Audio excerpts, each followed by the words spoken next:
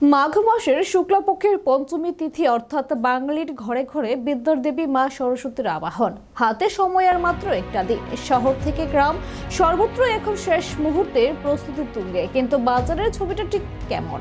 প্রতিটা হাটে কতটা ভিড়? বিস্তারিত জানাতে আমাদের প্রতিনিধি রয়েছেন সরাসরি বাজার থেকে। মাঝে আর মাত্র একটা দিন, তারপরে মণ্ডপে মণ্ডপে শুরু হবে বাগদেবীর আরাধনা। ইতিমধ্যেই কুমোরটুলি থেকে শুরু করে স্থানীয় বাজারগুলিতে সারিবদ্ধভাবে সাজানো হয়েছে প্রতিমা। ছোট থেকে বড় বৈচিত্র্যময় সাজে সাজে উঠেছেন দেবী সরস্বতী। বাজারে মূর্তির পসরা সাজিয়ে বসলেও আজ সেভাবে দেখা মেলেনি ক্রেতাদের। ভিড় থাকলেও কেনাবেচায় এখনো সেই গতি আসেনি। বিক্রেতারা জানালেন, আজ বাজার সেভাবে না জমলেও তাদের সব আশা এখন আগামীকালের উপর। মূলত পুজোর আগের দিনে সবচেয়ে বেশি বিক্রি হয়, তাই শেষ মুহূর্তে লক্ষ্মী লাভের আশায় প্রহর গুনছেন মৃৎশিল্পীরা। আচ্ছা, বিক্রি তো এখনো বাকি আছে। আজকে তো আপনার 21 তারিখ, পুজো হয়েছে 23 তারিখ।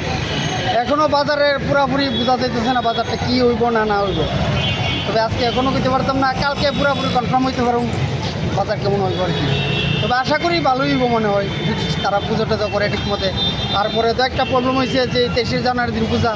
অন ছেলেরা কি পূজার আনন্দই করবো, তারা 23শে জানুয়ারি নিয়ে আনন্দ করবো, কোন দিকে যাইব ওই জায়গাটার মধ্যে একটু কনফিউশন হয়ে রয়েছে আর কি। দেখা যাক কি হয়। দাম কীরকম মূর্তির দাম মোটামুটি ওখানে নর্মালে আছে। কাস্টমার যেমন চাইতেছে, আমরা যেমন দিতেছি, মোটামুটি ঠিক পজিশনই আছে।